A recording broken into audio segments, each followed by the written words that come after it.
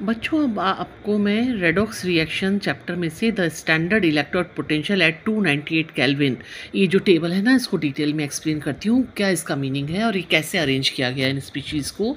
इसमें जो स्पीशीज़ है वो ऑक्सीडाइज्ड फॉर्म है, जैसे F2 जो है वो ऑक्सीडाइज्ड फॉर्म है फ्लोरीन की, और वो कुछ इलेक्ट्रॉन एक्सेप्ट करके अपनी रिड्यूस्ड फॉर्म में कन्वर्ट हो जाती है।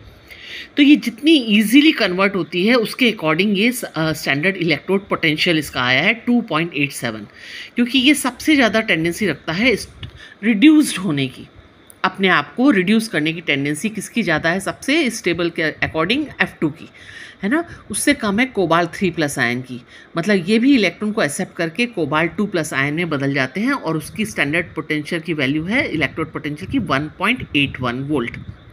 यानी कि जो टॉप मोस्ट स्पीशीज़ हैं इस टेबल के अंदर वो इजीली रिड्यूस्ड होने की टेंडेंसी रखते हैं, मतलब वो increasing order of oxidising agent की फॉर्म में इस टेबल को अरेंज किया गया है फ्रॉम बॉटम टू टॉप। ये देखो टॉप की तरफ, यानी कि सबसे ज़्यादा स्ट्रॉन्ग ऑक्सीडाइजिंग एजेंट कौन हुआ, F2, क्योंकि वो उतना ही इजीली खुद रिड्यूस होता है तो नेचुरली दूसरे को ऑक्सीडाइज करेगा। भाई खुद इलेक्ट्रॉन ले रहा है तो किसी से इलेक्ट्रॉन लेगा ना, तो इसका मतलब दूसरे को ऑक्सीडाइज करेगा और खुद रिड्यूस होगा। इसी तरह से ये जो टेंडेंसी है खुद रिड्यूस होने की या दूसरे को ऑक्सीडाइज करने की, वो धीरे धीरे नीचे की तरफ कम होती जा रही है।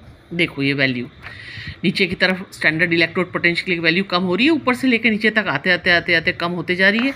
इसका मतलब जैसे जैसे हम ऊपर से नीचे की तरफ बढ़ रहे हैं वैसे वैसे खुद रिड्यूस होने की टेंडेंसी कम हो रही है, मतलब दूसरे को ऑक्सीडाइज करने की टेंडेंसी कम होती जा रही है, या इलेक्ट्रॉन को एक्सेप्ट करने की टेंडेंसी कम होती जा रही है जैसे जैसे आप इस टेबल में ऊपर से नीचे की तरफ आ रहे हो। और इसमें इन सबको किससे कंपेयर करके वैल्यू दी गई है, हाइड्रोजन H+ आयन जब 2 इलेक्ट्रॉन एक्सेप्ट करते हैं और हाइड्रोजन गैस में बदल जाते हैं या हाइड्रोजन मॉलिक्यूल में बदल जाते हैं तो उसका स्टैंडर्ड इलेक्ट्रोड पोटेंशियल होता है 000, मींस ये स्टैंडर्ड इलेक्ट्रोड पोटेंशियल है हाइड्रोजन का। उसी से कंपेयर करके बाकी सारे एलिमेंट्स का स्टैंडर्ड इलेक्ट्रोड पोटेंशियल दिया गया है, आपको कैलकुलेट किया गया है ना।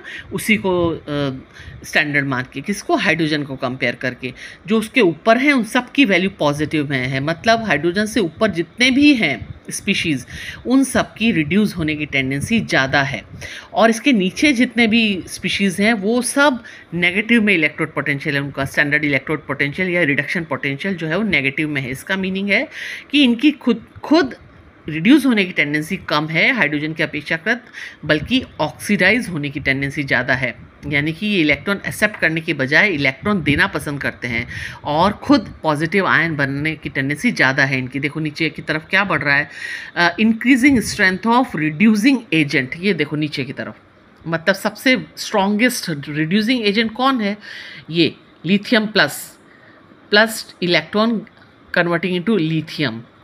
तो लिथियम प्लस जो है वो सबसे अच्छा ऑक्सीडाइजिंग एजेंट है, क्योंकि वो रिड्यूस नहीं होना हाँ सबसे बड़ा रिड्यूसिंग एजेंट ही बोला ना मैंने, हाँ सबसे स्ट्रॉन्गेस्ट रिड्यूसिंग एजेंट क्यों है, क्योंकि ये इतनी आसानी से खुद ऑक्सीडाइज होता है ना कि रिड्यूस होता है ना।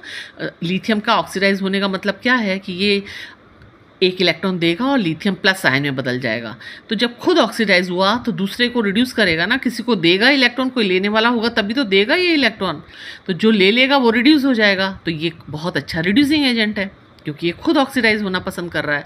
इसी तरह से पोटेशियम है, पोटेशियम देखो आप एल्कली मेटल है, बहुत स्ट्रॉन्ग एल्कली मेटल, मतलब इलेक्ट्रॉन देने की टेंडेंसी रखता है। तो कैल्शियम है, सोडियम है, मैग्नीशियम है, एल्यूमिनियम है, जिंक है, क्रोमियम है, आयरन, निकल, ये सब क्या हैं, ये सब बहुत स्ट्रॉन्ग रिड्यूसिंग एजेंट्स हैं। रिड्यूसिंग एजेंट का मतलब है उतनी स्ट्रांगली ये देना पसंद करते हैं इलेक्ट्रॉन्स, ना कि लेना पसंद करते नहीं।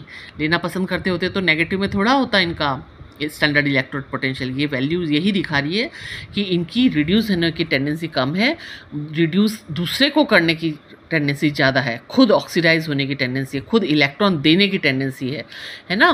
तो जो ये आपको दिखाया गया ना कि SN2+ से SN में बदलना, ये नहीं चाहते हैं, ये चाहते हैं ऑपोजिट डायरेक्शन, Sn से इलेक्ट्रॉन दे के Sn2+ में बदलना। ये अपनी आयनिक फॉर्म में आना चाहते हैं, पॉजिटिव आयन बनाना चाहते हैं, है ना, नीचे हाइड्रोजन से नीचे। इसीलिए सबका स्टैंडर्ड इलेक्ट्रोड पोटेंशियल नेगेटिव में है। समझ में आया? तो ऊपर से नीचे की तरफ क्या बढ़ रही है? रिड्यूसिंग एजेंट या खुद ऑक्सीडाइज होने की टेंडेंसी। और नीचे से ऊपर क्या बढ़ रही है? Increasing strength of oxidising agent, मतलब खुद रिड्यूस होने की टेंडेंसी नीचे से बॉटम से टॉप की तरफ बढ़ती जा रही है। अब ये जो स्टैंडर्ड इलेक्ट्रोड पोटेंशियल है ना, इसी के बेसिस पे जो इलेक्ट्रोकेमिकल सेल्स बनाए जाते हैं, जैसे डीनियल सेल है, इसमें जो एनोड है वो जिंक का बनाया है ना, क्योंकि जिंक की टेंडेंसी क्या है? ज़्यादा है इलेक्ट्रॉन देने की, है ना। देखो ये रहा जिंक, ये रहा Zn कितनी है, ये देखो नेगेटिव में है वैल्यू। इसका मतलब ये इलेक्ट्रॉन्स देगा बहुत इजीली, इसीलिए इसका एनोड बनाया गया है, क्योंकि जो इलेक्ट्रॉन देगा उसी को ही तो एनोड बनाएंगे, ताकि इलेक्ट्रॉन फ्लो करे सर्किट में, है ना। तो और किसका बनाया है कैथोड? कॉपर का। क्यों कॉपर का बनाया है? क्योंकि कॉपर की इलेक्ट्रॉन्स लेने की टेंडेंसी, इसकी रिड्यूस होने की टेंडेंसी है। जिंक की ऑक्सीडाइज होने की टेंडेंसी है और कॉपर की रिड्यूस होने की टेंडेंसी। किसके बेसिस पे बोल रहे हो आप? देखो आप टेबल में, वो रहा कॉपर हाइड्रोजन से ऊपर, ये रहा Cu2+, 2 इलेक्ट्रॉन्स कॉपर में बदलने की टेंडेंसी 0.34 इसका स्टैंडर्ड इलेक्ट्रोड पोटेंशियल है, जो कि पॉजिटिव है। और नीचे इसकी नेगेटिव है, किसका? जिंक का। तो ऐसे कॉम्बिनेशन का आप इलेक्ट्रोड सेल बना सकते हैं। आप क्या सेल बना सकते हैं? Electrochemical cell.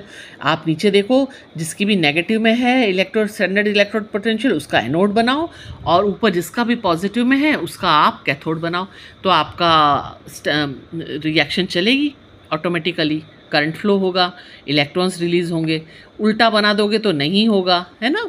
तो ये इसके बेसिस पे, स्टैंडर्ड इलेक्ट्रोड पोटेंशियल के बेसिस पे ही इलेक्ट्रोकेमिकल सेल्स का प्रिंसिपल काम करता है। तो आई होप कि आपको ये स्टैंडर्ड इलेक्ट्रोड पोटेंशियल का कंसेप्ट क्लियर हुआ होगा। कंफ्यूज मत होना इसके अंदर, ये नेगेटिव वैल्यू और पॉजिटिव वैल्यू के बीच में